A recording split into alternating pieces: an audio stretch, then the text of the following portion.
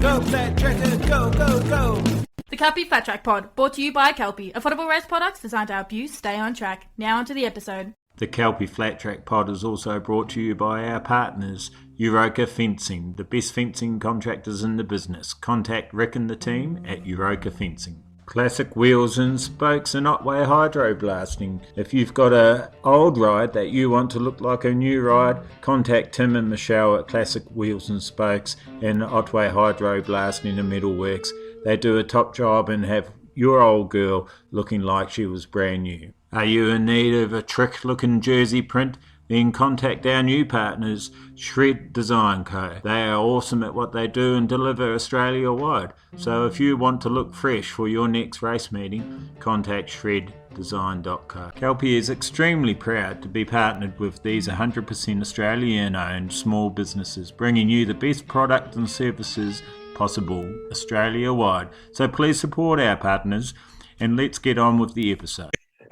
Kelpie Flat Track Pod, newest episode. I'm joined with my new co-host, he just doesn't know it yet, Tom Northey. And we're going to do a bit of a recap of Appin, which has just been held. Oh, sorry, a recap of Appin. A recap of AFTN, the round 1 and round 2 that were held at Appin last weekend, or the weekend just gone. And Tom was there. You weren't racing, Tom, but you were helping out, and I thought that might be a great insight for listeners. And rather than getting riders on all the time, I thought, well, we'll go into that. You are a rider, but you weren't riding on the day. So I'm ballsing this up really well, aren't I? So we're going gangbusters right off the bat. But welcome anyway, mate. How did you enjoy the weekend? Yeah, I reckon the weekend was fantastic. I got to do the very first AFTN, I'm pretty sure it was, and really enjoyed the event. Last year I didn't get a chance to get out there as we were racing in Tamworth that weekend. So, to be right nice and close to the action, and it was fantastic. It couldn't have gone any better. Yeah, so you were in the infield. We got to spend a bit of time together in the infield. I was having a go at doing some footage, and you were doing the gates and that. What was it like for you on the infield watching the racing? Do you think it was just as good as being up on the embankment, or better? Or well, from my point of view, them going to turn, I think it was turn 3. That was amazing. Other than the PT, I couldn't see the other side, but obviously I'm trying to look in just that one direction to chuck the flag out. But when you turn around and watch them coming at you, it was insane the amount of speed that them guys could hit that corner with and carry consistent momentum. It was it was awesome from that point of view, definitely. I've been watching the footage, and I've got to say, it's awesome watching it on camera, but you just can't beat being there in person.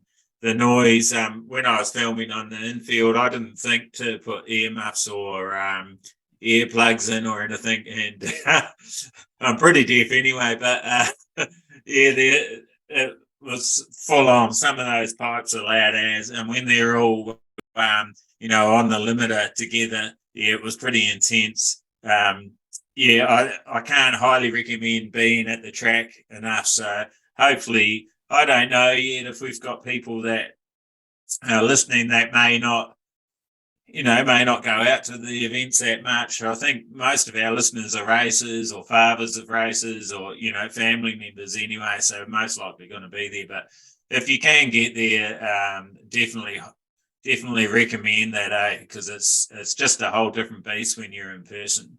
Yeah, well, without a doubt, and if you get down to the track and you want to get nice and close to the action, you're always looking for flaggies or something along those lines that may be able to help out to get you right in the middle of the mix. But, I reckon it is better than sitting on the hill sort of watching the same thing. When you're nice and close to it, it gives you a real perspective of the racing itself. Yeah, and so that's that sort of brings me to this question, I guess. How did you get involved in helping out and getting on the infield? Well, the fellow that runs it, Greg Heatley, is a good friend of mine. He used to help out a lot, and at our home track at Nepean Raceway. And when he started happening, I tried to support him as much as I could and come down there and do ride days, try and promote events, things like that, just helping out. And I couldn't race last weekend, so I called him up and said, mate, I can jump on a flag point for a few days if you need. And yeah, he was over the moon that we could help out. And yeah, I got to chill out with my mate for the 2 days and yourself. And yeah, it's just, yeah, that's pretty much how that happened. It was awesome. And so do you know a lot of the riders that are actually racing, or because you've been around the racing scene for quite a while? We'll get into that a bit later. I want to sort of focus on that to start with. But yeah, do you know a lot of the boys and girls that are racing? There was actually only one girl, which was a little bit disappointing, I thought, because I thought there might have been a few more. We've got quite a few fast ladies in Australia, so I thought it might have been a few more on 19s. But Molly Theory, she was out there giving it a crack, and her old man, they were sharing a bike, which was pretty cool to see. Yeah, so back to the question before I start rambling. Yeah, do you know many of the boys and girls out there? Yeah, a lot of them that I have raced against in the 450 class, and yeah, a fair, well, maybe not a fair few, but a few of them that I'm good friends with and speak to on a regular basis, and every time we go to the track and whatnot. But anyone that goes to dirt track meetings, anyone that does race, do sort of know who the top, say, 20 or 30 riders are. So if common names like Mick Curtis or Jared Brook or Luke Goff or people like that, people know exactly who you're talking about. So, yeah, no one personally, yeah, I'd say a handful, but yeah, a lot of them are people you say good day to every now and then. And was there any rider that sort of stood out to you over either day? Like, well, let's start with day one, which was the oval track, which is you probably know the track a bit better than me. It's about 620 meters, something like that, is it? Yeah, I think it's pretty much close to that. Yeah. So who stood out to you on that day? Well, without a doubt, Michael Kirkness. The way he races, his racecraft and his riding style is something everyone wants to replicate when they ride on 19s and flat track like that. It was insane how hard he did go into the corners and the different lines he was taking on it as well. So he definitely stood out in the pro class. But also Lee Hunter, he was in the clubman class. I found out that he was on a 250 four-stroke against the 450s, and I think he whole shotted 2 or 3 of the races, and yeah, he was right up on the podium nearly every single race against 450. So I thought that was very, very impressive. Yeah, so he didn't, unfortunately, on day one, he didn't make it in the overall podium, but he definitely was up there all day. It must have been close in points. I think he pulled it off on day 2, though, didn't he? Day 2, he got third. Third overall in that.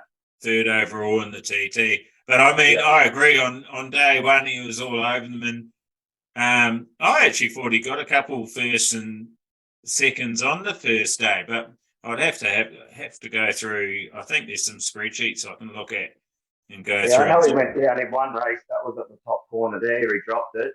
Okay. I'm not sure. He might have got obviously a lower place in that one, so that might have been the reason why he was just outside the podium. Yeah, that's a shame because I agree. He was going awesome all day. I've actually raced Lee at Bathurst. I think that's the first time I met him, and we're talking in the pits there at Appin, and I'm going, shit, I think I've met this guy before. Then I realised, I said to him, and he was switched on. He already knew what was going on that we'd met before, but I was slowly waking up. Someone else stood out to me in the Pro 450 class was actually Matt Davies. I don't know a lot about Matt Davies. Like Brendan's mentioned him a few times, and they Jesse Davies, a rider down here, got some tyres off him that we put wheels, that we picked up at Bathurst for him. So I sort of met him then a little bit briefly, but super pole winner on day 1, and he didn't get on the podium in the end, but he's still doing very well in points. And do you know much about Matt? I've met Matt quite a few years ago. I think the first time I was racing at Canberra, and the second time we were at the Troy Bailiff Ballistic Scramble in Brisbane in the Ecker Centre. And he was at that one. He was on, I can't remember whose team he was on for that. And same down at Melbourne Showground, they did another one down there too. So I wouldn't say I've spent a hell of a lot of time with him, but yeah, we've hung out a little bit when we've gone over racing and things like that. Yeah, he's from West Bylong. I actually raced sidecars against his uncle. Oh, okay. Yeah, right. Yeah, so you were down at the Melbourne Showground one, were you? I was there. Yeah, there was we had one at Brisbane Ecker Centre and one at Melbourne Showground, and I think there was one or two at Phillip Island. Yeah, I heard about those ones at Phillip Island. Did they go down well? Like, did the crowd enjoy it? There was anyone that was around Lukey Heights, because it was just behind that, on the hill, sort of having a look and whatever else. There was a fair few spectators watching all the action and all that stuff. So yeah, there was a fair bit of hype around it. Yeah, because it was the bike show at Melbourne Showgrounds, wasn't it? It was their motorcycle show. Yeah, the motorcycle show. Yeah, I actually thought it was a little bit disappointing for Bayless, like just the numbers that were there and that sort of thing. They did a special thing called actually, I can't remember what it was called, and I don't want to say now just in case I totally balls it up. But it was, you could just, so they had the pro riders doing the racing on Sunday and practice on Saturday, and you could basically take almost any bike out on the Saturday in between their practices and have a crack. There was a lot of adventure bikes, and I think there was a Royal Enfield Inceptor 650 that Jason Crump might have had a ride on, I think it was. And I was actually on my daughter's YZ125 because my bike was still blowing up at the time.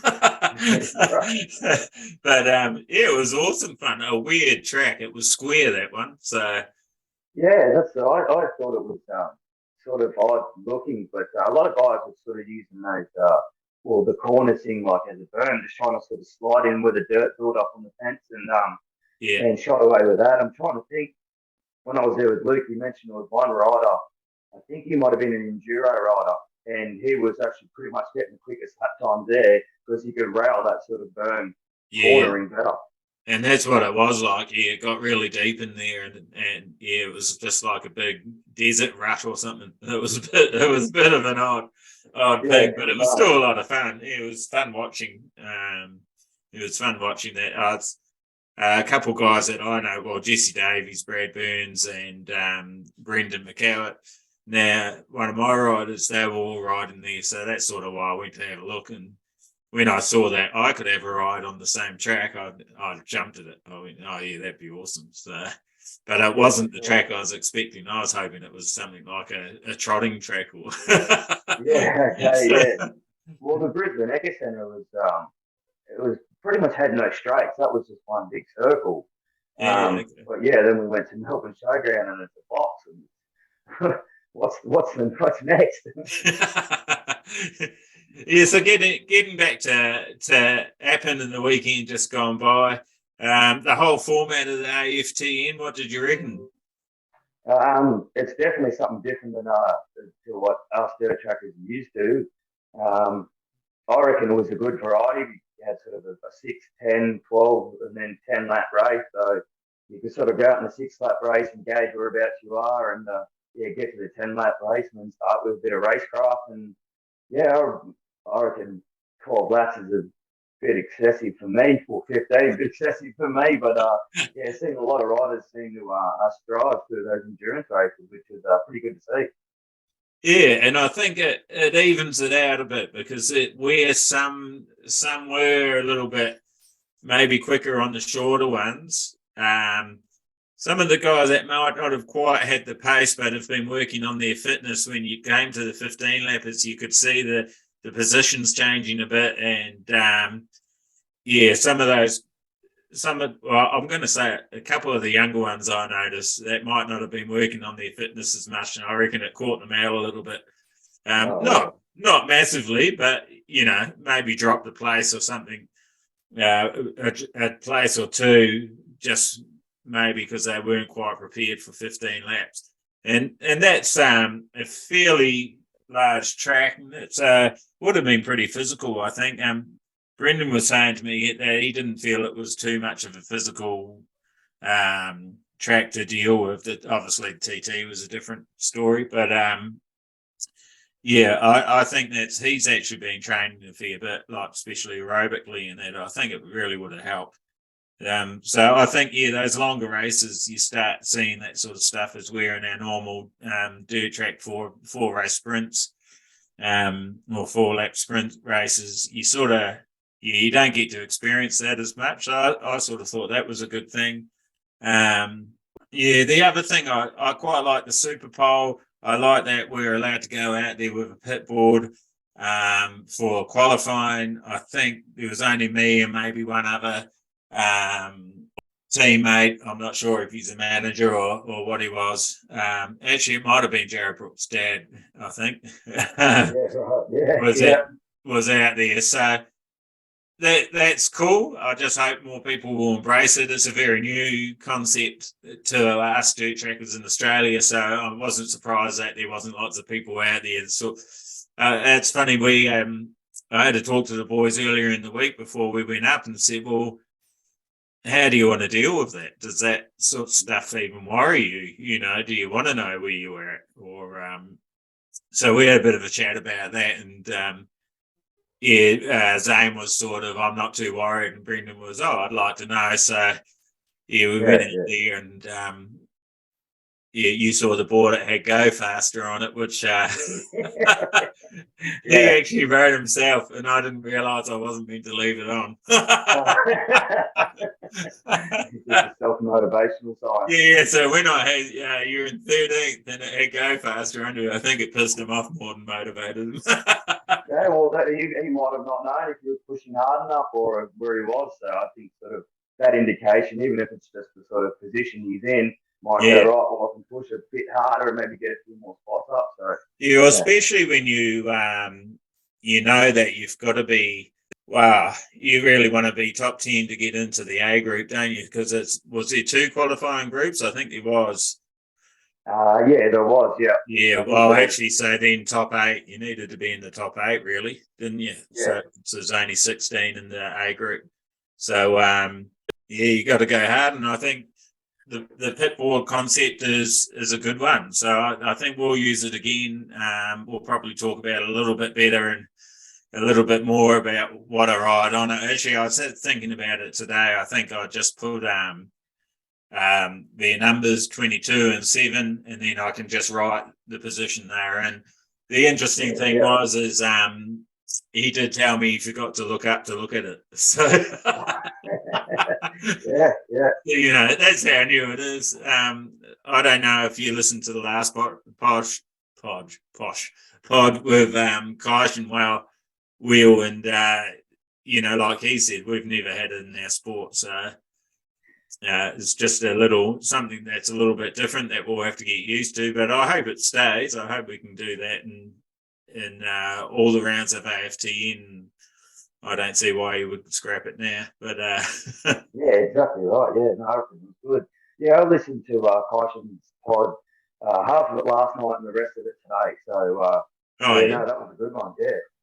Yeah, he seems like a nice young man, and switched on and wants to give it a really hot crack. And he was racing hard on the weekend, and had a little bit of bad luck, a little bit of stuff go against him. Actually, in the race 3, I believe it is, when Zane crashed out, and then they had a restart, and then they had a restart, and then they had I'm not stuck on a loop. There was 4 restarts.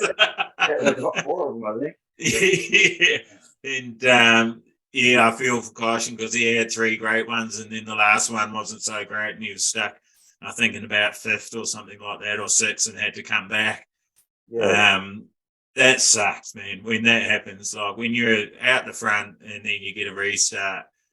It's definitely a motivation killer, that's for sure. Yeah, he managed to pull it off and be in the top 3 positions in the first 3 restarts, and then that last one just didn't go his way, unfortunately. And I really felt for him because he was riding awesome, and he definitely had the pace, and it was just a shame it didn't go his way in the end. And on that note too, though, we hope that all the riders that were injured heal up quick. I know James Sorty was one of them, Zane Kinner, and I think there was somebody, Lawrence Ferry, he did his rest on practice on the TT day. And Teo, I'm not actually sure of Teo's last name. Do you know Teo's last name? No, not yeah. So so they all carried injuries. If anyone else got injured, heal up soon, heal up quickly. We wish you all the best. No one likes to see anyone get injured. But yeah, I couldn't believe that one after another in that third race of round one on the oval. It was just one after another, and I don't think there have been many offs before that, had there? No. Maybe a couple of those really, offs, but I can't remember seeing them. Yeah, I don't think it was anything too major, but yeah, that's it, yeah.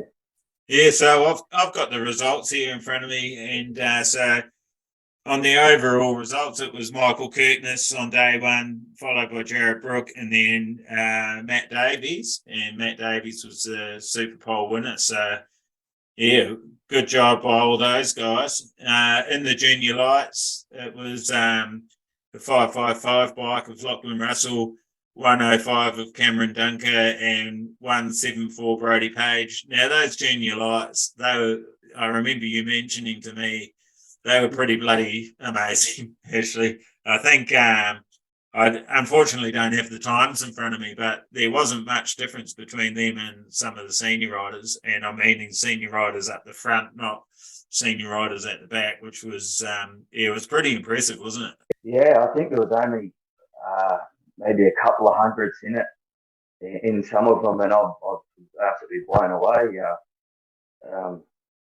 Yeah, I think it might have been more narrower than that. If you had a combined times of every single person, you'd see one of the junior 250s easily in the top five. And then times it was, they were fast. Yeah, they were real fast. And again, like you said with Lee, they're on 250s.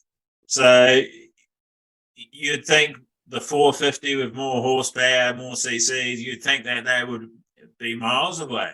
But I'm just wondering if the lightness of the bike and being able to manoeuvre it and just probably hold it wide open, if that was where the advantage came in, that they can, because they sounded like those young guys, they sounded like they were on the limit of the whole way around to me. Oh, yeah, without a doubt, yeah. So there's where you could actually hear the 450s backing off a bit and coming into the corner. They would be on it pretty quick though, again. So, but I wonder if that was where the advantage was on the 250. It's just a little bit lighter, and you could and just keep that throttle on a bit harder. Yeah, well, it may be a bit of less power gives the tyre sort of it won't break traction as easy as a 450 would maybe. So maybe the tyre's finding the ground a lot better when it's not getting so overwhelmed with that much kind of torque. Yeah, that's a good point, actually. I reckon you're onto something there. And Junior 85s was 23 Jed 5. He was on fire all weekend. The 552 of Jake Page and 10 of Lockie Duggan, I think you pronounce it, Duggan. Yeah, Duggan, they were awesome too, the young guys. I mean, I did a couple of interviews. Unfortunately, I didn't have my mic setting right. They haven't turned out very well, but I'm going to try and I'm going to try something. I won't say what it is yet. Hopefully it works. If it doesn't work, it's not going to be in there. But the other footage is all good. It's just unfortunately, and the footage of the interviews is great. So hopefully I can still use them. But I had a chat to I had a chat to Jed, and what an awesome kid. They're so young, but really loves his racing. Just came back from America. Unfortunately, they got their bags and their suspension wasn't in their bag. So So that's pretty hard for them to. So they were actually racing on borrowed suspension, which is awesome that they were able to learn some. Yeah, definitely. But yeah, pretty heartfelt story that was. Like I couldn't believe it when they were telling me. So it's like, yeah, what the. Yeah. Anyway, that sort of stuff that's happens crazy. in the airports. I think he won a national too. I think he won the 85 mod national. I think it might have been. Oh, did he in the States? Yeah. I think so. There was a couple of Aussie kids that went over there and took a few titles away from him. And I'm pretty sure he was one of them.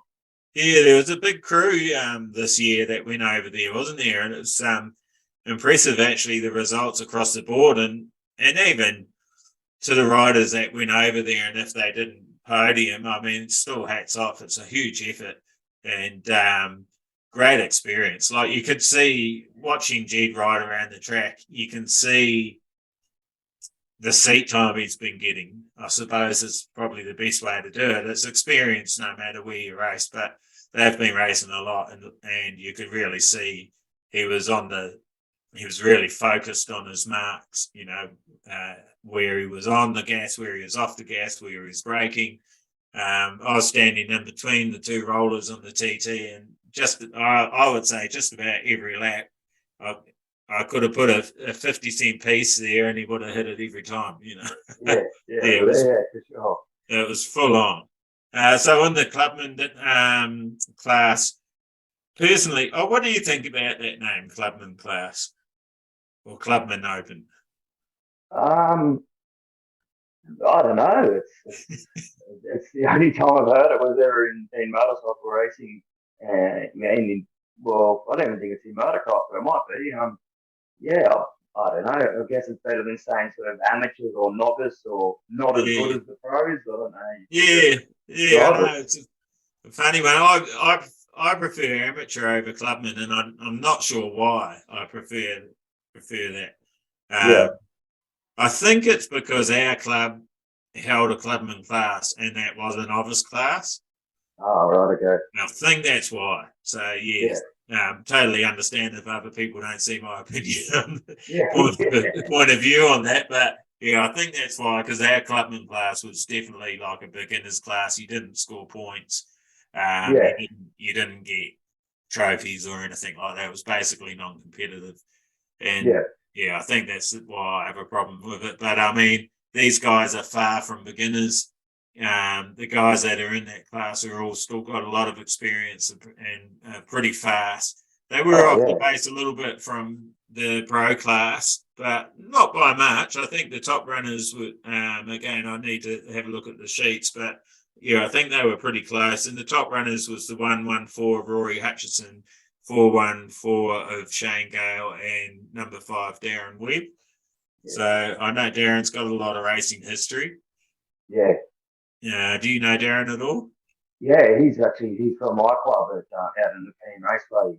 He's been doing dirt track for as many years, more than as many years I've done it. But he's also done supermoto. I think he's podiumed the national. Podiumed the national in supermoto, and I think he won the first classic class at the Troy Bales Classic. As well, so he's definitely been around the woods. He has. Yeah. Well, that's what I mean. That class, it's not to be sneezed at either. There's some awesome riders in there, and I think they would have gone just as good in the B group. Done pretty well in the B group. So going on to the next day, onto the TT,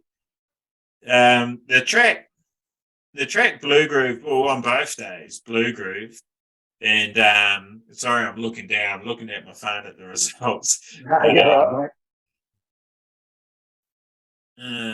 are we? I was talking and I skipped the whole day. But yeah, the track Blue Grooved on both days. But look, I think from the inside knowledge that I got from the guys, you could actually still run multiple lines. It wasn't just a one-liner like last December, which most of the guys I spoke to said it became sort of one line last December. So that was pretty good. but for the racing and made it a bit more interesting. And you said you couldn't see really up in the TT section that well because you had to be looking the other way, but there was a lot of action in both those lefts and the right. The right. There was a lot of great racing there, and hopefully when I get this footage all put together, you'll see that there's even in the breakaway groups, there's quite often. It was quite hard to film because there'd be like 3 groups of 2 at different parts of the track having a battle. So it was really awesome, and they were using lots of different lines. The fastest way around the left-hander onto the start-finish straight seemed to be if you basically supermoto backed it in to the left-hand corner there by the dummy grid and hold that really tight and then just point and shoot out. And it was pretty awesome to watch, actually, the guys that were nailing that. It was, I could sort of, I don't know how you feel when you're riding and when you're racing, but you know when you've got it right, there's this feeling that sort of goes through your body that just feels like no other sensation. It's just perfection, I suppose is the right word. It just feels like everything's awesome. And definitely. Yeah, the guys that were doing it, that's what it looked like to me.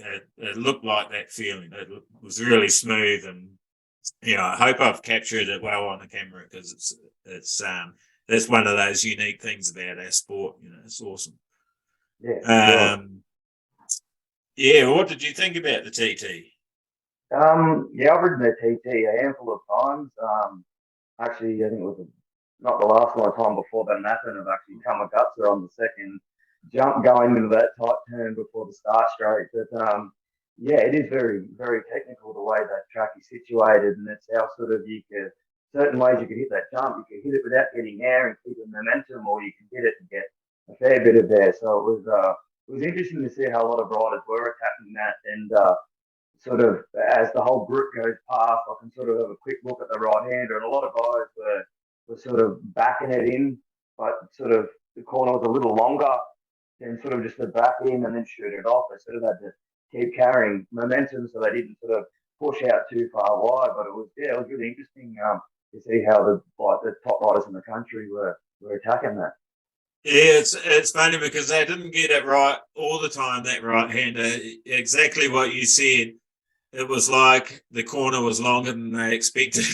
A couple of times I noticed on the footage as well that, they back it in, they get about halfway of the corner and they're facing the inside of the corner, squaring it off basically, and then they go, oh shit, I'm going to go across the infield if I carry on that. And then they sort of do a bit of this and then out a bit again, and you see it quite a bit on there. So it must be quite tricky. I've never ridden that TT section. Unfortunately, when I was up there last time, they only ran the oval. I don't know if that's unfortunate or not. I probably would have come a guts overcooking it, but I really enjoyed the oval. But Brendan said the right-hander was pretty tricky. What he found hard, or what he relayed to me, and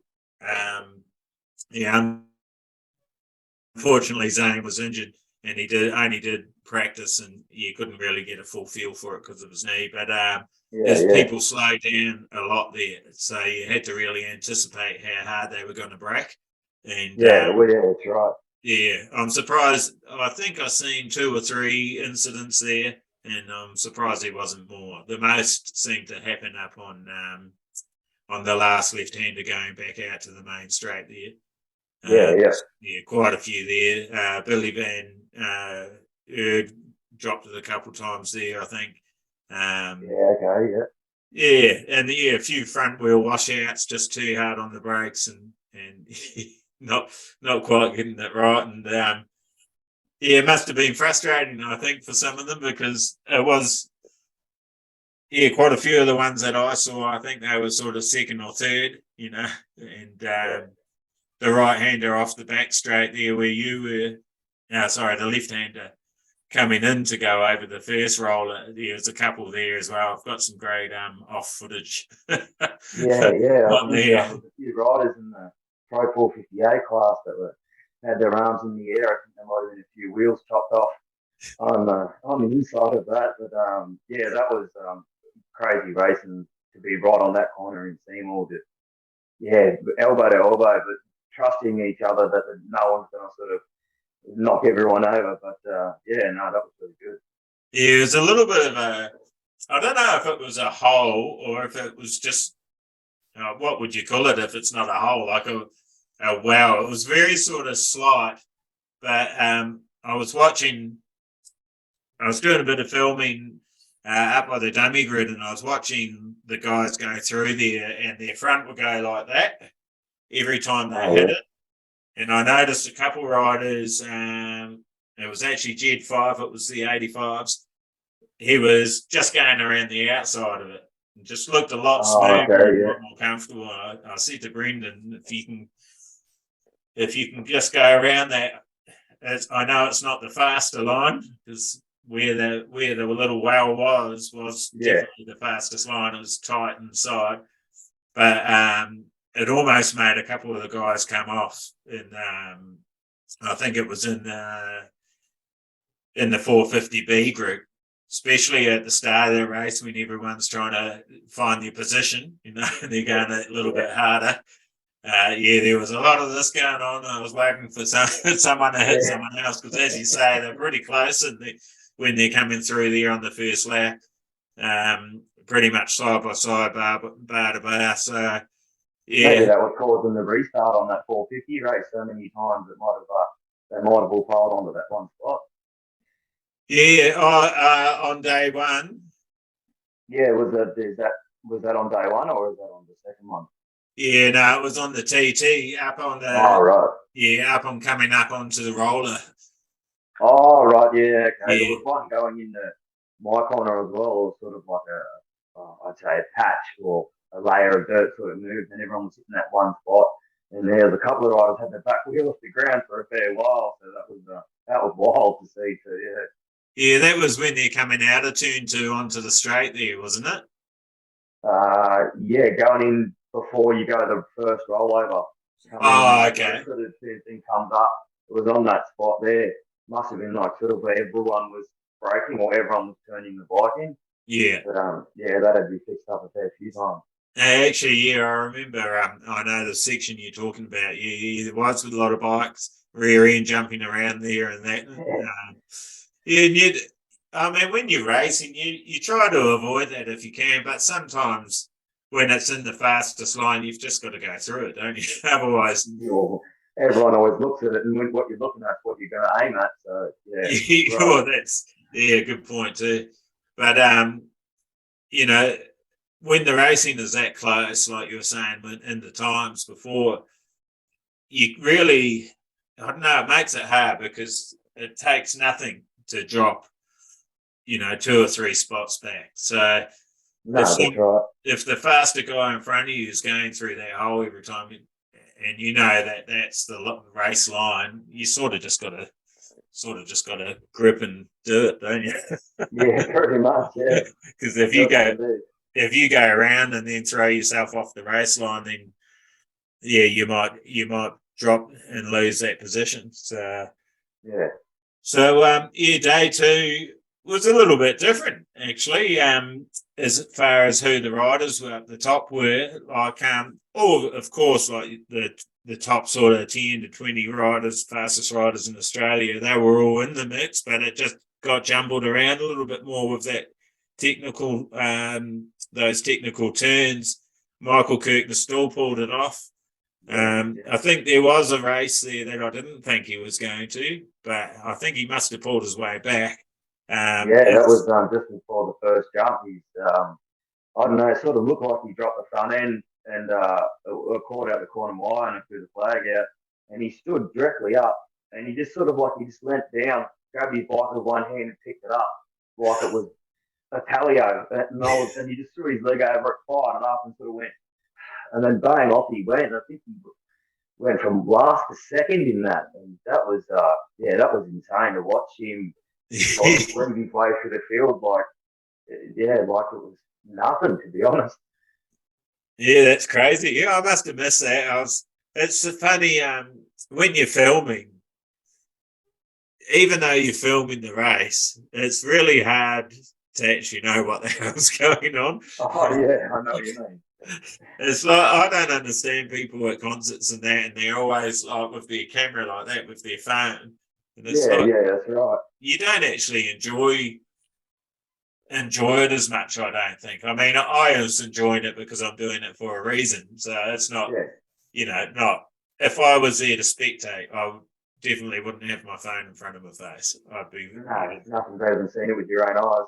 yeah, that's right. Yeah, and I only filmed the fourth race for each class on both days. So I actually did and I did that for a few reasons. I wanted to spend time with Zane and Brendan and help them if they needed the help and give them my words of wisdom, which are so meaningful, Exactly right. Yeah, mine wouldn't be any better. And just be there for them a little bit, and that's I decided it was a good idea. And plus we don't want to flood the market with all the racing, So I sort of thought the last races of the day, I treated a little bit. Well, watch out! Here comes a sponsor plug. I'm just got to. I don't put it here. Yeah, that way. Yeah, we'll get into that. After.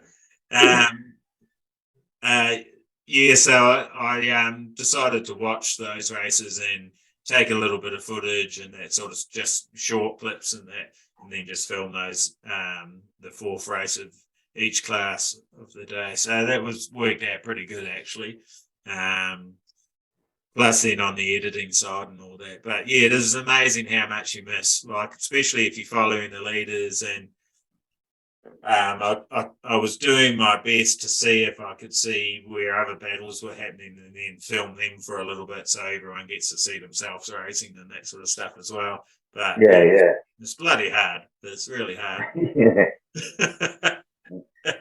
So yeah, it was, as I was saying before, Pro 450 class was all mixed up a bit. Michael Kirkness on the top, followed by Daniel Wicks, who him and Jared Brook had an awesome battle in the fourth race. Definitely.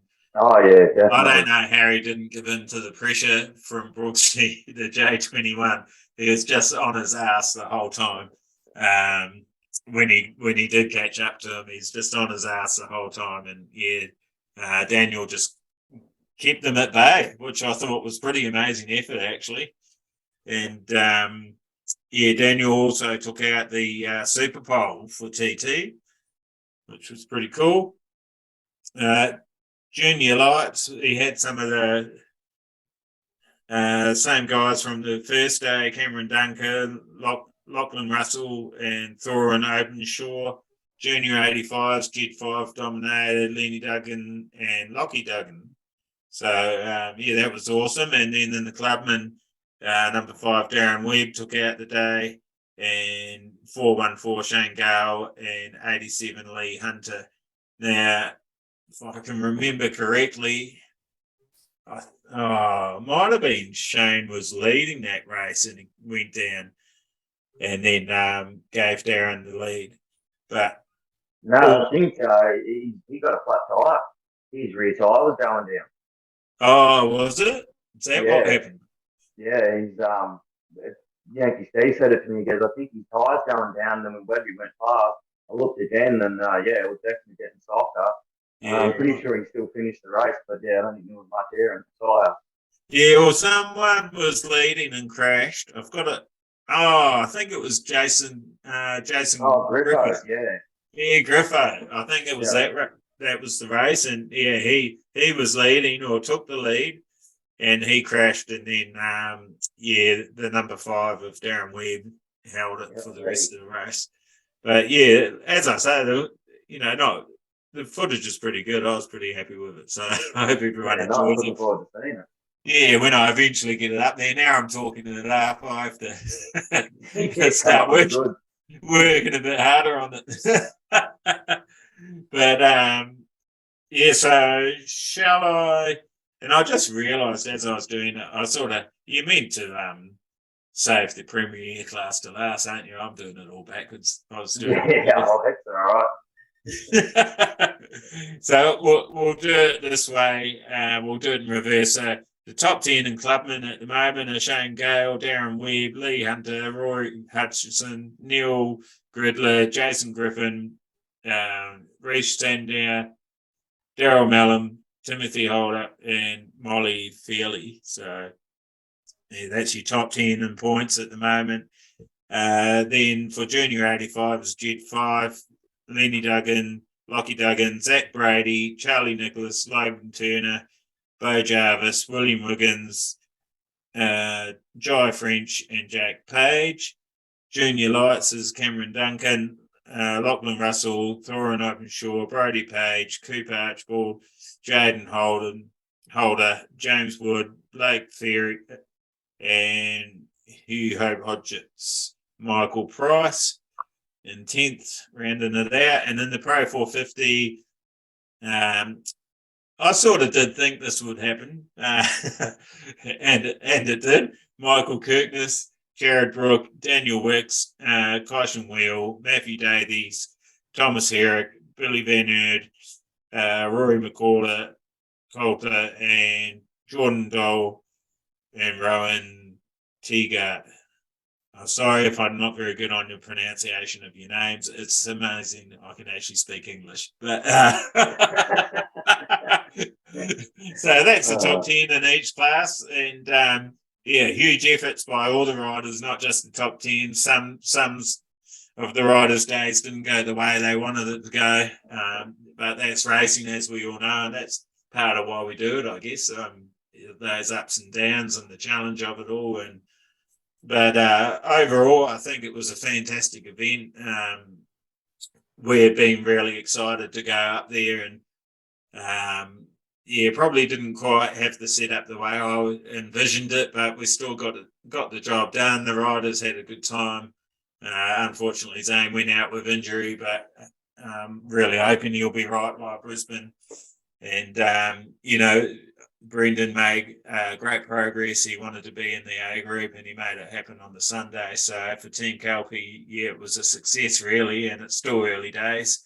We don't know who will go to Brisbane and who won't, and you know, I'm just really excited for the country in general and all the riders that they've got a series they can go to. For people that do like two-wheeled motorsports, there's another series that they can follow and learn about our riders and start following the riders and their success in the series. So I think with all those one-off events, it's very hard to do that. Yeah, Jared's Australian champion, but sometimes because there's so many classes in dirt track, you've got how many champions in one weekend? Yeah, well, that's exactly right. Yeah, 12, I think, maybe 10. So, yeah, so I'm not shitting on dirt track. I think it's awesome, and I do love it. But that to me, it's sort of weird that you can have 5 or 6 champions in one weekend. Is where you will have one champion for each class. So there's still going to be 4 champions, but there's one champion for each class. Yeah. And the seniors, I don't know. I sort of wonder if they should just have one Pro 450 class, and the clubmen are part of that. And but I guess it gets tricky on the points, how you work out the points and all that if you've got 50, 60 riders in there. Yeah, that's exactly right. Yeah, I guess you'd have to start at 60 and work your way down. I don't know how it would work, but anyway, overall, I think it was a success. It'll be good to see. There was spectators, which is great, but it'll be good to see that grow. Have you ever raced up in Brisbane? No, I went and watched the Aussie titles last year, but no, I haven't raced that track. But hopefully we're highly considering going to do the North Brisbane Cup at the end of the year. So if everything works out, we'll be ahead of that one for sure. Yeah, right. And so when you say we, do you want to fill us in on that? that side of your life? Yeah, a mate and I, we race dirt track sidecars. He owns the bike. His name's Jim Joblin. He's the whiz behind the handlebars. He's got the whole bike built, and it's just no better feeling than hanging off the side of it. It's just unreal. So you're the passenger. I've always called passengers swingers, but I think Monkeys. yeah, I think the terms have changed a bit. Maybe people don't like the sexual connotation of swinger. I don't know. When you say I'm a swinger, people go, "What?" They just take it in our stride and let their imagination do the work. Yeah, you're a crazy bunch, you sidecar riders. Anyway, so yeah, I don't see you getting upset and grabbing the tissues too often. But over a comment. But yeah, so how did you get into the sidecar thing? And for people and around, or because as you know, we have listeners around the world, explain a dirt track sidecar too, if you can. Dirt track sidecar. Obviously, it's got 3 wheels. The engine we run it out has got a 2012 Crossplane R1. Very insanely sounding motor. The frames are, they are custom built, but there are a few guys out there that do build a similar style frame and multiples of them as well. So, and other than that, you pretty much, 3 wheels of frame, a motor, a rider that sits on the seat, and a passenger that hangs off the side to the left. You counterweight it and then gets over the seat on the back to the right hand, just try and give the bike as much drive as possible. Yeah, okay. And so they're not like your speedway sidecar, are they? Because the side chair is actually on the opposite side to a speedway one, isn't it? Have I got that? No, the speedway sidecar chairs on the same side as ours, but they go the opposite direction around the track. So instead of the passenger swinging out to the left, he predominantly sits on the back and leans forward and out on the right hand just to help the bike steer and drive. But I got on one of those once and did about 5 laps at the speedway track in the P and got off and went, thanks for that. Never again. It was that was wild. So are they would they be a little bit more like an F1 compared to a supercar or something like that? And yours are the supercar? Is that a sort of fair comparison or not really? Well, yeah, I dare say, considering they don't run brakes at all, so they've got to use pretty much the track to slow down or to back it into the corner to watch speed off, or how it is they do it. But no matter where you are, they're insane to watch, and it's incredible. Yeah, and with the dirt track side chairs, then you just mentioned brakes. You've got front and back brake. Yeah, we've got a front and rear brake, and I think some of them, I'm not 100% sure anymore. They used to have a brake on the sidecar wheel as well. It all depends sort of what frame it is and who built it, and if you want it or not. It's your preference, really. And what are the wheels that are on them? What do they come off mainly? Our front and rear wheels are custom. I think it's a 3-piece rim that I'm trying to think of his last name, Brett. It'll come to me.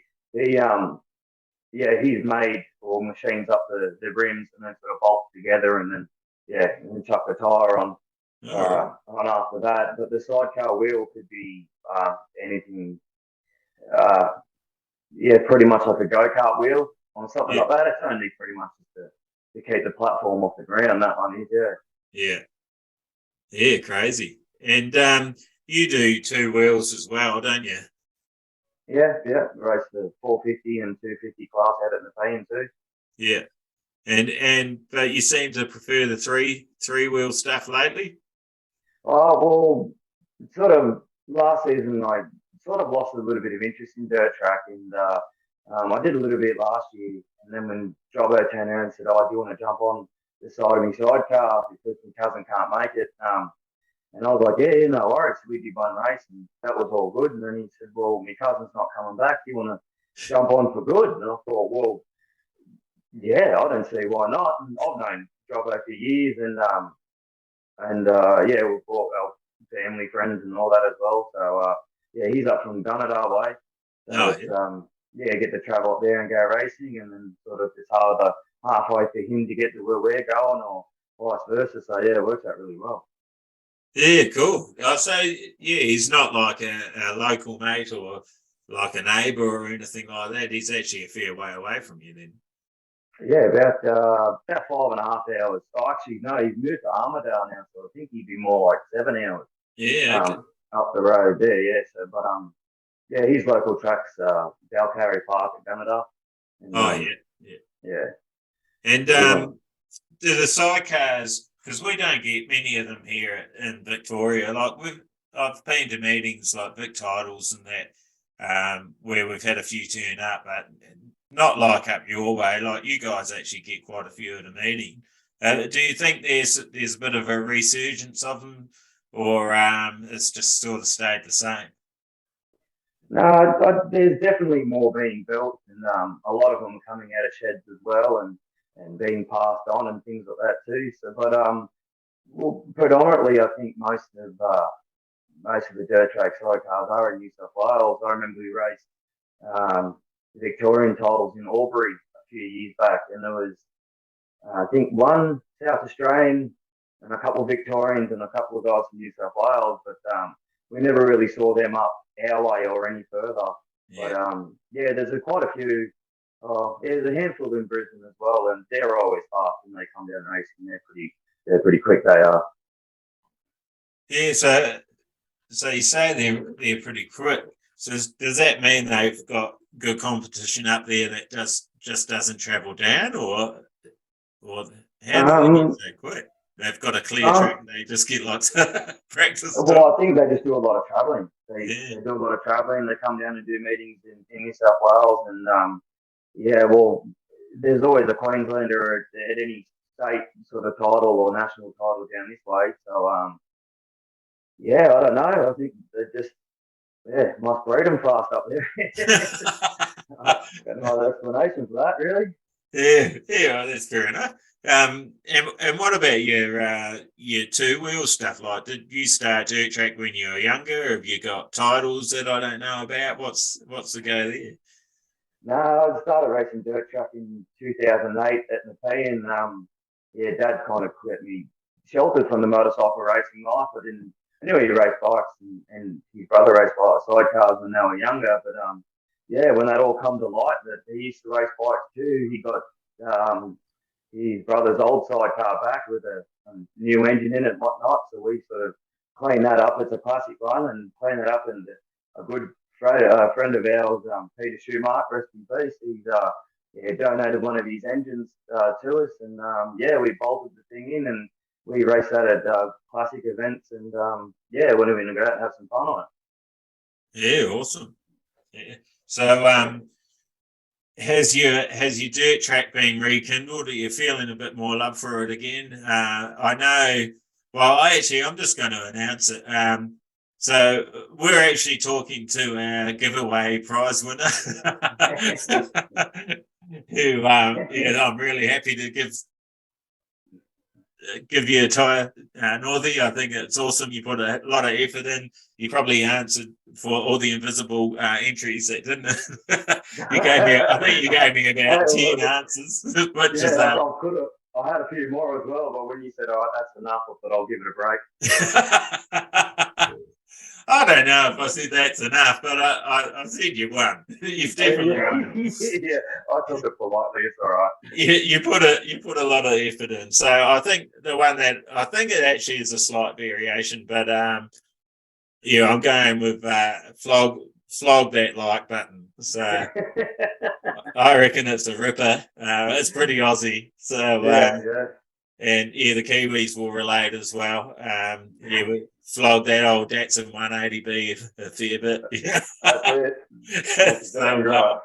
So yeah, no, That's cool, mate. Thanks heaps for giving me all those ideas and giving me a hell of a good laugh as well, actually. So I'm just doing my vanishing trick. My camera. That's pretty impressive. It's not that tab you took before. It's just my computer. Yeah, oh, okay, right. Yeah.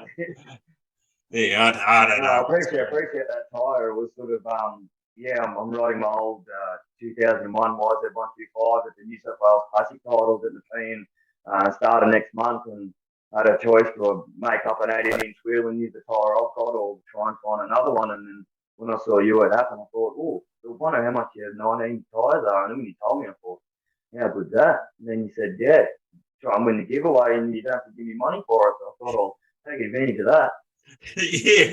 yeah. Well, there's a couple guys online I told the same thing, and they didn't. They didn't put any effort in. So yeah, it's the people that put effort in are usually the ones that take the win, isn't it? It's definitely pretty much a life rule. So yeah, good on you, mate. Yeah, you've definitely put in the effort, and I hope it works well for you and you enjoy it. So yeah, I'm really interested in try it for sure. Yeah, 125. Is that a 125 class? Did you say? Yeah, there's a new classic class called Period 20, which is anything 20 years or older. Oh, right. And I've got a 125, 250, and over 263 class, CC class. So I thought, well, might take it out there and run that in a couple of classes, and I've got another 84 YZ252 straight that I'll ride in a few other classes there as well. So fingers crossed the weekend goes good, and I've got a couple of medals around me neck. But I know there's going to be very, very good competition, and it should be an awesome weekend. 125s are awesome, eh? I've got one. Just freshened it up actually, and I keep saying I was going to sell it, but no, I am going to sell it. yeah.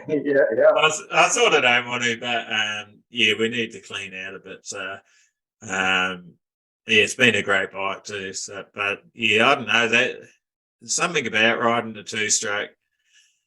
Even though they're not as forgiving as a four-stroke, like once you make a mistake, that's it. You've made the mistake. It's hard to come off that one. Yeah, it's hard to come back from. But I don't know. They do really slide well. Like they do hold a slide really well if you're holding them in the band. I bought our one for our kids. Actually for our oldest daughter. It was when they were thinking about going more competitive, and getting them to hold it in the band was pretty hard. It's definitely I wouldn't say I've mastered it by any means. It's definitely a commitment thing. You kind of just got to wick it on, let the bike sing and just try and steer it. Yeah, it gets a bit wild, but it's fun. Yeah, I'm sure it does. I haven't ridden the 250, but I imagine that would be even more fun. That old thing. It's definitely temperamental. We've pretty much got it all sorted out now, but once that thing's wound up, it loves to sing as well. It's if you start playing around with it and sort of keeping the revs low, it just wants to spit you off. It wants to sing. Yeah, they all do. And, the 125, I had that at that Moto Expo you were talking about in Melbourne on that square track. And it was actually really good on there because it was so light. You could, you could just, and I think it was a pretty small track. I think I was just in second and just basically just keep wrapping it on. Yeah, that's right. Yeah, and it was good, actually. It was really good. This is a bit of a head blow, and maybe it was only the way I'm thinking about it, but we were meant to get to ride with Jason Crump. Oh, yeah. Yeah, but he was riding that Royal Enfield, or they had him on that Royal Enfield. And I thought, oh, cool, I'll cut some laps with Crumpy. That'd be a wicked experience. Yeah. I don't know whose choice it was, but they had him start like half a lap, or actually a lap, but right over the other side. So you couldn't ride with him. Then I was like, keep him away from the riffraff. Yeah, so I was a bit disappointed, and Pete Hearn came up to me and said, "Oh, now don't go lapping him." I'm going, "Oh, is that why he started over there?" But yeah, Right. I didn't. I think I caught up to him, but I didn't get around him. Yeah. No, Jason Clark was definitely my idol when I was a kid. Yeah, watching Speedway when I was younger. Yeah, yeah. So, did you do a lot of that when you were younger with your old man, and they would go to the speedway and watch that? Like, as motorsport Yeah, sort of been in the family? yeah. When we were really younger, we used to go to Parramatta Raceway a lot, watch the sprint cars and whatnot. But if we could ever get out to the Speedway at Sydney Showground or wherever it was, we tried to make the effort to get out there. But yeah, like I said, I wish he told me about the PN when I was younger because I would have much preferred to have done that than most of the other things I was doing as a kid. Yeah. What were some of them apart from getting in trouble? Yeah, other than being a rat bag, yeah. No, I played soccer, cricket, tennis. Yeah, I used to skateboard a lot as well. Yeah, I dare say yeah, it's pretty much just what I was doing as a kid. There, yeah, we had a bike. Used to sort of hammer around the backyard around a lot, but not anything too crazy. Yeah, yeah. You sound a bit. That's probably why we get along. I give everything a go. When I was younger, I played softball, rugby league.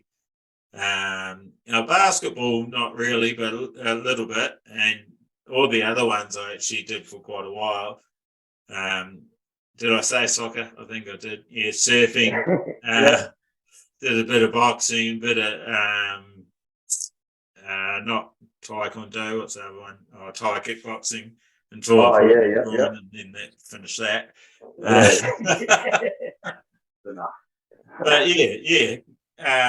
Always going on adventures, like riding step through sand dunes and Yep. all that sort of stuff. It's good fun mucking around like that. I wish, well, actually, where we live, I sort of find is like that for kids. Like, it's a little bit quieter, so you sort of have to make your own fun. Everything shuts at sort of 10 o'clock at night, sort of thing, and Yeah. wow, not that I go out to nightclubs and that. I think there are a few nightclubs Yeah, in the early morning, but like just normal pubs and that shut sort of 10 o'clock, and yeah, it's pretty cash out here. But yeah, right. it was funny. I had to go and fix a fence today that a car driven through, um, Oh, which is quite a common thing on the back roads. yeah, right. Okay. You can And I understand so it. joyriding, and I think stolen cars and that sort of stuff. Oh no. Yeah, right. So, what's the rest of the year see for you guys? You've got your 125 stuff happening. You got much of the sidecar stuff happening. Yeah. We've got I'm doing the classic titles out there at the Teen Raceway. Yeah, we're on the 125 and 252 stroke, and also bringing out my old classic dirt track sidecar that one of my good mates Justin Burtis is going to ride, and I'll jump on the side. He's Yeah, quicker than me on the two wheeler, so I thought I'll put him behind the handlebars. But yeah, his dad's an ex sidecar racer as well. He raced sidecars with my dad and my uncle too, and yeah, he was very fast back in his day too. So hopefully Justin's got the same DNA, and we can get out there and try and get on the step. yeah, that'd be awesome. And I actually during the weekend you mentioned to me that that Appen wasn't licensed for sidecars. Is that because of runoff, or why is that? Do you know? Oh, I'm not entirely sure. It's probably a smaller track than we would like, considering how high-powered engines we've got in those things. But yeah, I haven't really pushed the factor with Greg. I sort of just said, "Oh, bring your sidecar out in." He's like, nah," and I was like, "Oh, okay." So I left it as that. But yeah, I heard someone saying, "Yeah, no, they're not licensed for it," well, actually, maybe the whole complex might not be licensed for it. I don't know. I don't know the technicalities on that, but yeah, I'm pretty sure that there's a little bit more involved to try and get those three little things on a track. Yeah, yeah, because I reckon it'd be an awesome track on a sidecar. Yeah, it'd definitely be interesting, that's for sure. Have you ever ridden out at Cara? I have on my actually no, I have on my sidecar and on my 450 as well. Yeah, What's that like going down the hill? I have. It's definitely interesting. If you're going into turn one and you throw the sidecar in, you kind of got to expect to have that that off camber that sort of goes off into the bush if you end up off the edge, which is I've seen one do that. But yeah, yeah, it definitely can catch you out if you full hammer and tong into it and not expecting it to be like that. Yeah, I know riding on two wheels. That's the first track that I've actually had a descent on, and All right. yeah, it's quite a different Decent, that's a feeling. big one. It's Yeah. yeah, Yeah, it's no, I really haven't sampled the dirt at Cara, but yeah, I can definitely see how you could. yeah. Yeah, well, actually, I did low side going down there. I was trying to find my limit, which I did, and Yeah, yeah, I think it was probably about 90 k's or something. I low slided and slid off along there, and yeah, a few bruises after that. I bet. Yeah, But yeah, it just feels like you're being pushed. Like yeah, when you back off a little bit off the throttle, it still feels like someone or something's behind you, just pushing you down yeah, the that's hill right. even Yeah, more. Yeah, so that's it pretty. definitely helps the momentum. Yeah, it definitely does. But then going up the hill on the other end, heaps of fun. Yeah, that's exactly right. Yeah, you get sort of your front will sort of start to lift a little bit, and out the corner of your eye, you see that concrete wall coming up pretty quick. So yeah, you tend to tighten it up just that little bit more, just to make sure you're not going to yeah rub your bar end off. So we first met at oh, it was at Bathurst, I think, wasn't Yeah, it? You came up and said thanks for doing the pod and that, which I really appreciate, and I said to you about coming on the pod, and you weren't too keen. yeah, no, I had a bit of a thought about it. I thought, oh, why not? It'd be good for a laugh. Yeah, no, it's awesome, and one of the reasons I wanted you to come on is because you told me a good story about Sammy Halbert. No, which one's that one? Or about how you ended up going over to the States, and I think you did spanners for him or something, didn't you? Yeah, yeah. I can't remember what year it was. I think it was the second Troy Bayliss Classic that they held up there at RE, and Sammy Sammy Halbert and Henry Wiles. I think that one they were invited to come over for it, and Greg Heatley, the same guy that runs Appen, sort of got in contact with him and said, "Hey, we're going to do a few laps around Bankstown Paceway. You want to come out and do a bit of a demo?" So he came out and did that, and we all got to meet him and whatever else and have a yarn to him. And yeah, I sort of just sent him a message on Facebook saying, "Hey, mate, cool to see you today. Yeah, keen to see you at the Baylor Classic." And he was like, "Yeah, you're all good, bud. Good to meet you." So then, yeah, we went up to that meeting. We just walked over and said good day again and having a yarn. And he's just like, "Oh, do you want to help out for the day?" And I was like, "Oh, yeah, that'd be great." So I was working with him and watching how he's setting up his bike and what he was doing and whatnot. And yeah, we had a good old chat. And yeah, then later on that year, I sort of had the opportunity to go over to America. And so I messaged him and said, "Hey, mate, I'm going to head over this time to here. Yeah, I'll come over and jump on a few spanners." And he's just like, "Yeah, it was over the moon."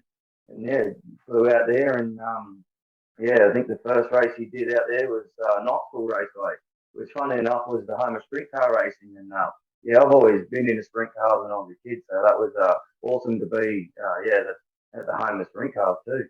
Yeah, yeah, and you got to have a ride over there, or Yeah, I did. I think it was. I'm not sure if it was called like a district meeting or if it was one of the Steve Nace outlaw races. But yeah, I did Chinchilla Indoor. I'm trying to think what else I did after that. The second race I did, I'm trying to think where it was. I actually ruptured my ACL and meniscus in my knee, and I was sort of like, yeah, when I got up and got off the track and all that stuff, same as like, "You're right." I said, "Yeah, yeah, I'm fine, I'm fine." And he's like, all right, no, everything's all good. And then, a couple of weeks later, I'm still said to him, my knee's giving me grief. And he's like, oh, what do you want to do?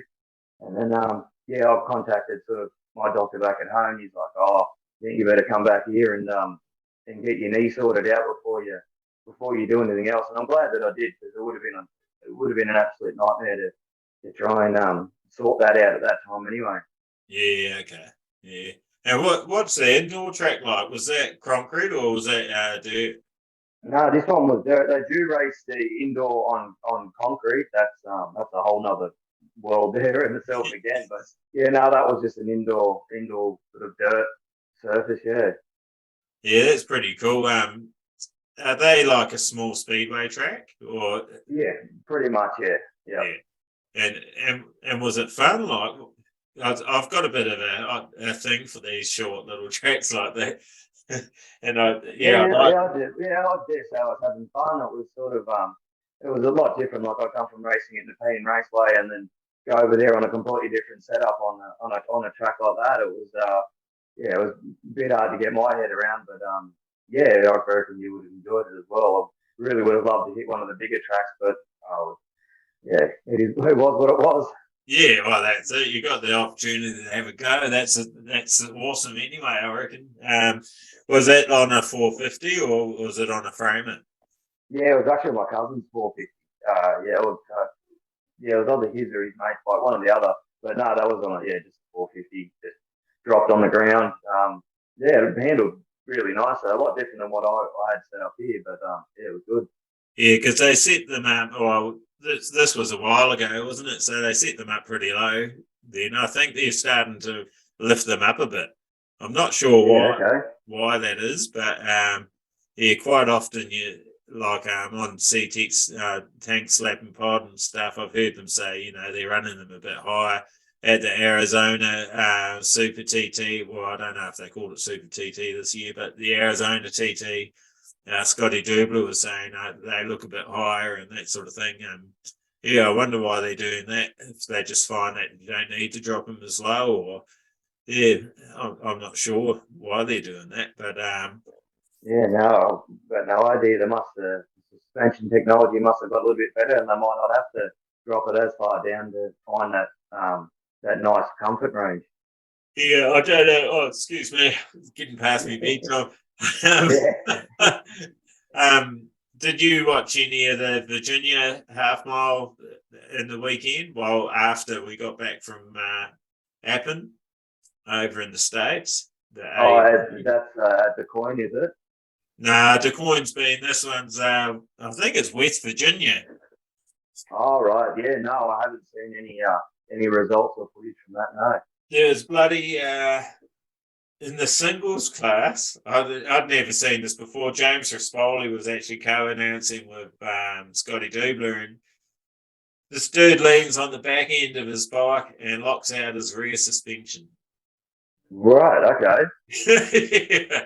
Yeah, fair enough, yeah. So that's something new. I don't think many of them have seen that before either. So that's definitely different.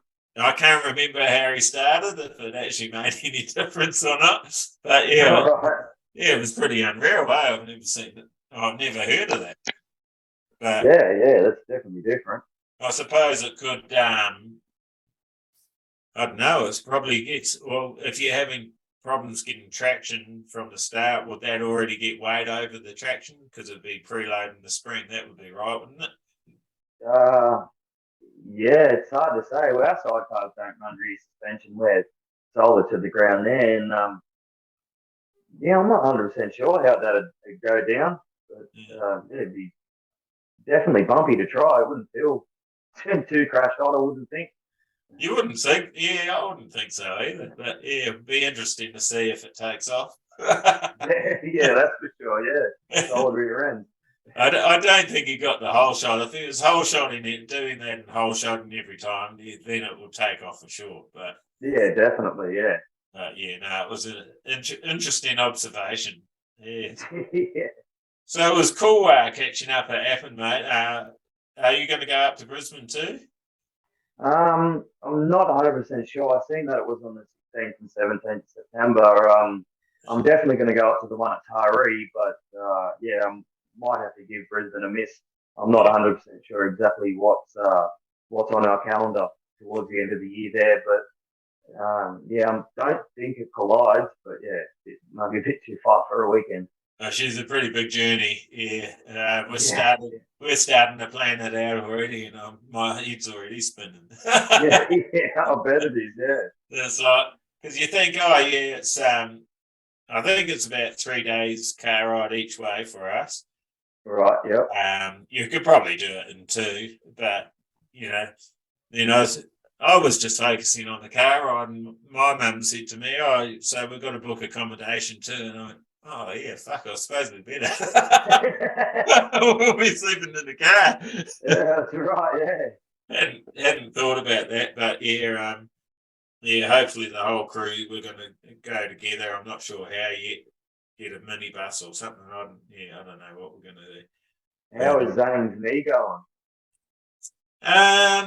Yeah, actually, I asked him to let me know how he went after he went to the doctor, and typical 19-year-old, I haven't heard from him. Oh no. Yeah, but no, I talked to him. Must have been the Monday. Yeah, I think it was Monday or Tuesday. I gave him a ring to see how he's going, and yeah, it's still pretty sore. So he was going to get it checked out from a doc, and yeah, Sure. Yeah, looked a bit swollen. yeah, she was pretty swollen. So yeah, and thanks to you and Lee for helping us get the bars straightened out and all that sort of stuff. And Oh no worries, I didn't do much. It was all Lee. yeah, okay, thanks, Lee. Thanks, Lee. Yeah, you're a legend, Lee. Chopping him out.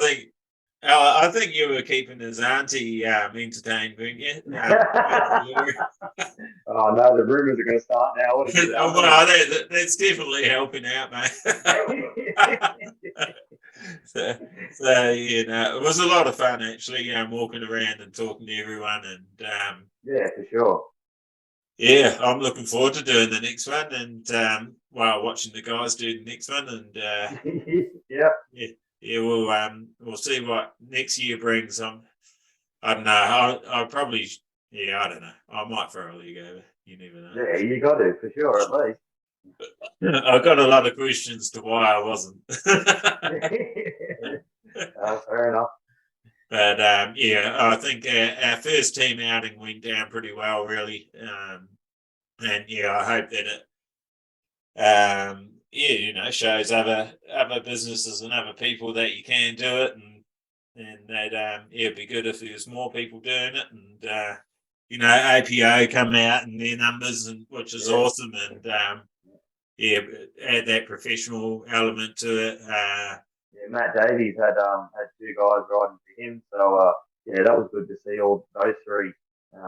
Yeah, I think. Yeah, cool. So had Matt given them bikes to ride? I'm not 100% sure what their deal, what they organised with each other, but yeah, they all had Davies motorcycles on the side of them. I think it may be actually, because after one of the podcasts I put on there about teams and that sort of stuff, and I had a Matt contact me through Spotify, answer the question, saying he was had 2 riders on bikes. He was giving out 2 bikes to use. So I'd say it was. Yep. Yeah, so that's awesome, because the only other Matt that I could think of was Matt Drain, and obviously he's in America. yeah, that's right. Yeah, but if that was you, Matt Davies, awesome work. That's great. he definitely chose 2 of the faster riders to jump on the team. That's for sure. Yeah, who was that? Mick Kirkness was on one, and Tom Herrick was on the other one. Oh, right. Yeah, okay. When I saw that, I was like, well played, mate. Yeah, and good on Tom too. He won the last race of the day, and as he said in our little interview, which I don't know if I'm going to be able to hear it or not. I'll see what sort of magical things I can pull out of the hat, but Yeah. he knew he had the speed all day, and he just needed the start, and he got it. And, Oh, definitely, without a doubt. Yeah, he's a very, very talented rider. His dad is a very, very fast rider as well. I've got the yeah, privilege to watch him race.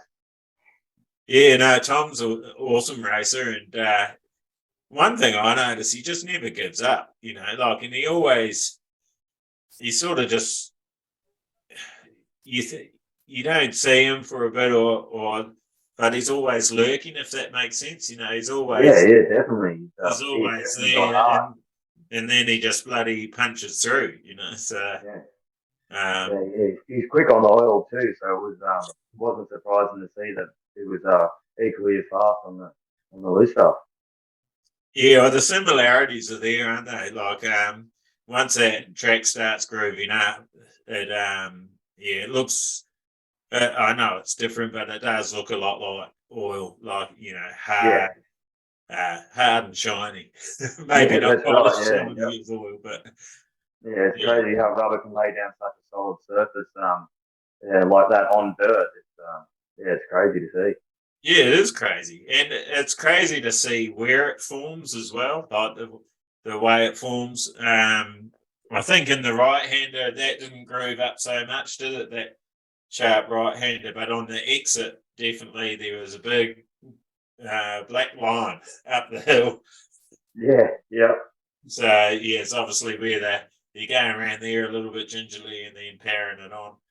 But yeah, for sure. You could see when you went up the hill, you looked at the layout of the track, you could sort of see like the parts were sort of they were black there but wasn't, and then they sort of were here. Then it was a gap where there wasn't, and then it was all the way up and around. So it was sort of interesting to see is that under deceleration or acceleration. It was very interesting to see how that all panned out. yeah, I think Greg did a pretty good job of the track too. Actually, we didn't talk about that so much before, but I know some of the guys were sort of going, "Why do they keep putting water on it?" But he wasn't drenching it. He was just putting enough on to sort of keep the dust suppressed and keep a little bit of moisture in the ground. It's not a night race, At night races, you water it late afternoon, and then all the moisture comes up with the cooler air during the night. So you don't need to do that again. But that's effectively what he was doing, is just putting that little bit of moisture in consistently. But I was watching him quite intensely with how much he was putting down, and it was very little, just sort of just covering the surface, but not actually soaking the surface. And I reckon it keep the track in really good form. Yeah, definitely. Greg's really good at what he does, and you could just see him when he was driving around the tractor or the water cart that he was only sort of wetting the areas that was slightly starting to dust up. So it wasn't like he was just spraying the whole track with a light spray. He was actually being really particular where he put the water, and well, it never got overly dusty, and it never really looked like it got overly slippery. I'm sure some spots might have been a little bit here and there of whatever else. You can't really be that perfect with it, but yeah, he does an awesome job out there, and he did an absolutely phenomenal job on the weekend. I don't think many riders would have had much to sort of to complain about the track, but yeah, no, he does really good work. Yeah, and it makes me wonder what Brisbane's going to be like, because that's from what I hear, not being there myself yet, but from what I hear, that's pretty much a typical Australian dirt track. Sand granite, fairly deep. So yeah, it'll be interesting to see what they do. But I hope they don't change it, to be honest, and just run it like a dirt track meeting. Yeah, Not it's great the way it is now. Yeah, hopefully they don't change it. not actually run the meet. I'll rephrase it: not run the meeting like a dirt track meeting, but run the Yeah, track like a dirt yeah, track. that's right. Yeah. And Well, not, it'd be yeah, good because you got a track like Athens, which is a really hard surface track, and then you go to a track like Brisbane, which is a lot loamier, and then you go to a completely different track like Taree, which is hard oil. So you've got yeah, sort of the three different aspects at sort of 2 rounds of each. So yeah, no, it works out all right. yeah, and that's what every series, especially with flat track, should have. I think having those, you need to have versatility in the tracks, and so that you can find out who really is the best rider, because that's what being the best rider is, not just being good at going on a short indoor or being good at doing a half mile. I would like to see a mile track in there as well, because we don't really get that over here. But I'm not sure where a mile track would be at. I'm not. There must be a trotting track or something that would be the right size or close to. Must be. There's got to be one. Yeah, I'm not 100% sure. I know they've raced at various showgrounds and things like that, but I think they'd be more a half mile, maybe just over. There's not really anything that's like you see a mile track in person. It's huge. It's insanely huge. Yeah. Yeah. Yeah. No, I actually Jed told me that he said, it was quite funny because what is he, 13 or something, 12 or something? Yeah. And he's like, Bathurst, that's small. Yeah. I can only imagine the things that he's on going on a mile track. He'd have a nap halfway down just to recuperate from the corner that went from miles on end. Yeah, it must. I didn't actually think that they ran the smaller bikes on the miles because they were too long for the motors, and I thought that you'd blow them up, wouldn't you? Yeah, I know they ran. They definitely did the TT series, short circuit series, half mile series. I'm pretty sure they did a mile series too. I could be wrong, but yeah, the 250s. I'm pretty sure they do. Not sure about anything smaller, but if they did, they'd definitely be on the stop for a long time. Yeah, I think a rebuild might be in order after that. Oh yeah, definitely.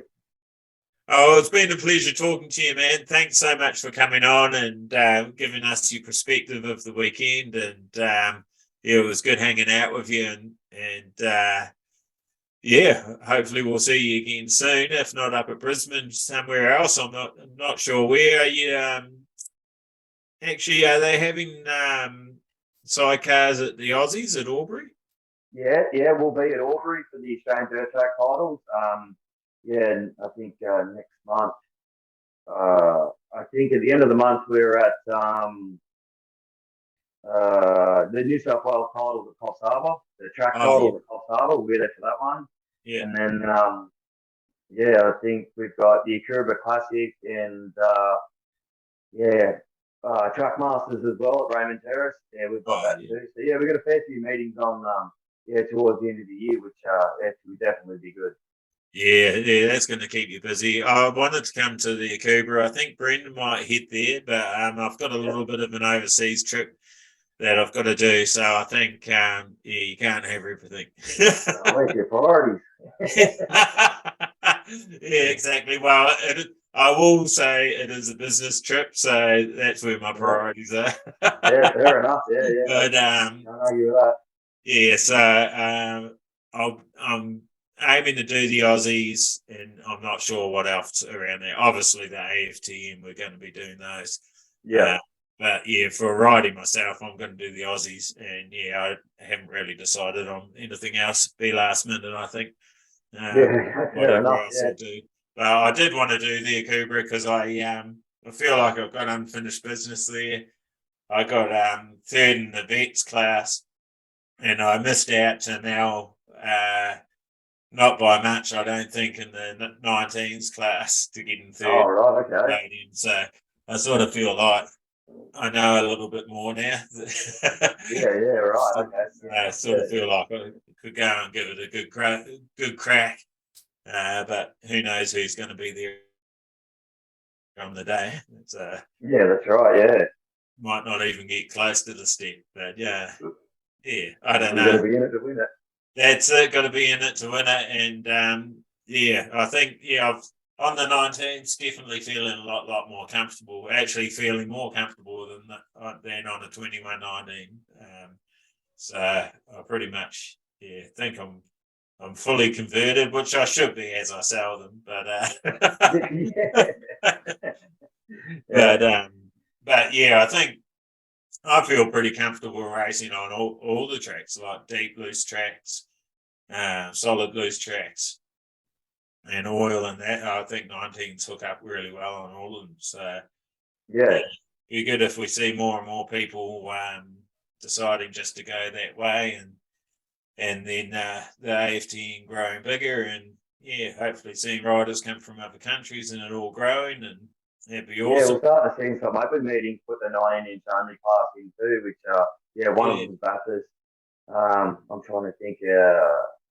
There was another one we'd gone to as well that had the same class there too. So yeah, the pubs are definitely absorbing it and adding them into their program. So it's awesome to see as well.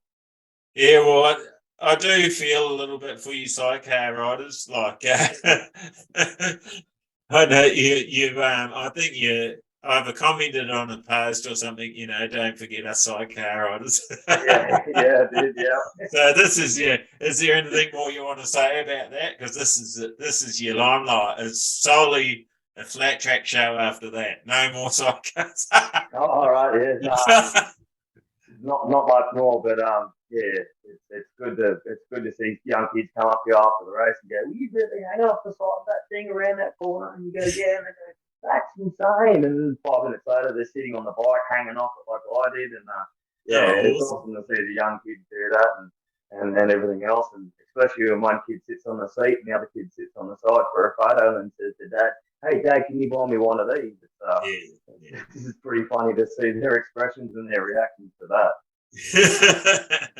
Yeah, I don't think I told you, but I've actually got a bit of a soft spot for side cheers, and I don't really know why, because it's not something that's been in our family. But the one side cheer racing that I love watching is the European cycross or motocross. Oh yeah, Have you yeah, seen any of those rounds? yeah. I have. Yeah, I've actually seen a fair bit of it. I Yeah, reckon. you guys are insane. Those guys. Yeah, they're Actually, next more level. insane. Yeah, They actually launched them different breed. just like a normal motocross bike. It's like it's like Yeah, the a friend of sidecars on mine it. actually, Wayne Donahue, he's from down your way. Yeah, he's actually got a motocross sidecar, and he took it out to Broadford, not the year that gone, the one before that, and did 2 laps and said, "Oh, around the motocross track," said, "Oh, I'm knackered." And I was hoping he was going to bring it down this time, but yeah, the weather got the better of us. We could make it down for the last one. Oh, right. Yeah, bugger. Yeah. Yeah, no, I've heard that they're not easy around a motocross track. Yeah. Oh no, yeah, I'm good, thanks. I'm not exactly built for it either. Hey, no comment. Yeah, fair enough. Keeps the chair on the ground. Yeah, well, hopefully, yeah, sidecar riders keep showing up to events, and they keep having classes for them, because it is good to watch. I think I do prefer watching them on the loose than on oil, to be honest, but that's just a personal preference. I don't know. There's something about being hit in the face with mud and stuff. Yeah, there's a few photos from Trindai and Bathurst. I was just getting absolutely peppered. But yeah, you just hold on, put your head down, and yeah, when you put your head back up, hopefully it's at the right time. But yeah, I don't know what it is. Like, yeah, I come off the track after the final of Bathurst, and I was in absolute agony, but for some stupid reason, I want a job to go and do a few more laps to make sure we did it right. Yeah, awesome. I love your passion. Do you do the old cardboard down your jumper, or? No, I've got an upper body pressure suit I wear under my jersey there, so that's sort of got chest and arm protection and all that stuff. Oh, Yeah, there's been a couple of times. I think 1 year at Bathurst, I actually went and bought those finger toe sort of socks and cut the toes off it and slid them up my jersey because my arms were just getting absolutely annihilated and I couldn't. It got to the point where I couldn't hold on anymore. It was just yeah, painful. But that actually worked out all right. yeah. We've got to actually. I should do a ring around and get pictures from riders. Like Taylor Street sent me some pretty good pictures of roost bruising that she's had. I've got some somewhere of my roost bruising, like just so you're holding your bars like that, obviously all up my bicep on both sides, just pelted purple, all around your chest.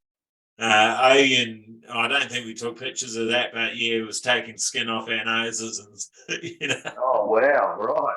You didn't have a face mask and that on. Yeah, it was pretty What full. what surface is that? Is that like a blue metal surface or? It was a quite light colour. Yeah. I would have called it sand granite, but I think it was something a little bit different. Yeah. Yeah. Okay. It was pretty harsh, but Yeah. Right. Yep. yeah, but yeah, no, it was good. I love that shit. I mean, you feel like a warrior, don't you? In all your gear. Yeah. Well, I'll normally sort of wear like a ski face masking under my helmet. It's in my profile picture, and if it's a real dusty track, I might wear one of those sort of it's sort of just one of those pull over balaclava things with no holes in it, like it just pulls down sort of around your neck and sits over it, so a bit of filthy for your breathing. But yeah, when you're a passenger on a dirt track sidecar, you learn very, very quickly to breathe through your nose. As soon as you open your mouth, it's yeah, you know about it pretty well. Hey, I was sort of winding down, and then I just remembered we haven't done your sponsors. Well, I definitely better do that. Yeah, we've got Ascended Energies. One of our sponsors. Dave's helping us out this season with energy drinks and stuff like that. And he's also owns Reset Nutrition that sponsors us too, which is great. Yeah, KYT helmets, ETS race fuel, Moto Kit does our graphics for the bikes.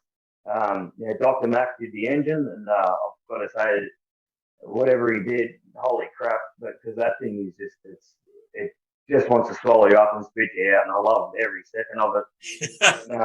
Yeah, just recently we got MCS accessories jumped on board and Shark Leathers as well, so we might be getting full matching kits. Nice. Yeah, made up so the bike and rider and passenger look the same. I know cute sounds cute, doesn't it? But yeah, yeah, so that'll be really good once we get that all together and yeah, look even more professional. But yeah, I'd like to thanks to everyone, all our sponsors and supporters that help us out, and especially Dad Wayne and Stewie Downs too for all the work that he does. Yeah, he works tirelessly with us on the bike as well, and he's very good at what he does. So, thanks to everyone for all their help. Yeah, and that sender, I mean, we don't want to give them too much spotlight over all the other ones, but you were saying that's an Aussie company, a new one, is it? Yeah, I've been to their depot at Somersby, Central Coast, New South Wales, and yeah, they've just moved to a bigger factory now, but they're still in they're still in New South Wales. It's still in the Central Coast, I should say, but yeah, they're definitely an Aussie company. Yeah, you can see the Aussie logo at the top there. Yeah, is it good stuff or? Yeah, well, I drink one of them a day. Like drive trucks for a living, so it sort of gets around midday, and I've got that can in the fridge. So yeah, I pretty much have one a day. So I've got to hit Dave up and get a few more boxes so I don't run out. And is it sort of like Mother and all those sort of energy drinks, or is it different? Is it more organic? Is it? Well, I wouldn't say it's got no sugar in it. I definitely wouldn't say it's as harsh as like a Red Bull or a V or a Monster. But it still does have a bit of a kick to it to give you a bit of energy. But it just seems like you got a lot more energy for longer. Like you don't sort of get that peak and that crash. It sort of carries on for a couple of hours, which is it's good because you're not real hyperactive and you don't get that crash. It's actually really nice stuff. I was expecting it to be really sort of sherbety or very sort of potent, but no, it's actually nice. Like not the same. Oh, I might have to hit them up for a box. yeah, contact Dave. He's a nice fella, and see what you can do. Yeah, sounds good. Yeah, always up for more pod sponsors as well. Oh, definitely. Yeah, we need we need to do a few more giveaways so you can win them. Yeah, that's exactly right. If I keep showing up on these pods, I might have to ask you for a wage. Yeah, wow. You never know. You never know, mate, what's going to happen. Yeah, exactly right. That's it. You've got to show up, and that's what you did. That's how you got that tie. That's how you've ended up on here. You just said, "Yep, I'll give it a crack," and yeah, I'm grateful because yeah, I like what you're doing. You're getting around racing. You're obviously passionate about the racing, and you're always good for a yarn at the track. So. Oh, without a doubt. And what you're doing for flight track, not just in Australia but everywhere, is great. It sort of gives people an opportunity that don't have time to get on the laptop and look at results and things like that, or know what happened on the weekend with what rider. And you just sort of giving that, even if it's a small bit of information of results or how the track was and things like that, gives people an insight of how the event went. And yeah, no, we definitely. Well, I personally, I appreciate what you're doing. I reckon it's great exposing riders as well that international listeners could be listening to, and sort of will keep an ear out for that name if they ever come here. And yeah, it's fantastic, man. I applaud you for that. Yeah, awesome. Thanks. Yeah, and that's exactly it. It's just trying to get our races and our not just our races but our whole community a little bit more known around the joint. It really doesn't matter where, it's just about to who. So Yeah, the who that are important are the people that give a shit about our sport all over the globe, So yeah, that's what I want to achieve, and I sort of feel like we're doing it very slowly, very small, but it's a lot of fun. I'm enjoying it, and yeah, looking forward to seeing where it's going to go, and I don't see us stopping for a while anyway. no, without a doubt. Yeah, and if I can help in any way, even things like this or whatever else, mate, yeah, send us a message. If I'm at a track that you guys can't get to and just need to know a rider or a result or whatever else, send me a text. I'll try and that'd be info awesome. for you. Yeah, that'd be great. Yeah, we'll hit you up for that. And Dave, was it? We'll have to hit him up for a box to send it. Once that happens, I might have to stop the show. Like, what's on the top there? I'd give you a box myself, but like I said, I'm on more mass out. I wouldn't rub you off your stash. I wouldn't rub you off your stash. No Actually, if you come and see us in our race meetings, Jobbo's normally got a Ascended Energy esky that he's got a few cans in there as well. So if you come up and say good day and whatnot, he'll probably chuck you a can to light you up for the afternoon. Yeah, cool. Sounds good. So, if we chuck a few of them, is there any guarantee on podiums, or that's? Well, we've done. I'm trying to think. We've done a fair few meetings at the moment now, and we're only not podiums. 2 of them, I think it is, out of 6 or 7. So yeah, there you go. Yeah, if that's what's going to make it work, I'll chug 2 on the start line and hopefully so I've got no hesitation doing that. And can you run it through the bike, or is that just asking for trouble? I don't know how well to go with the ETS race fuel.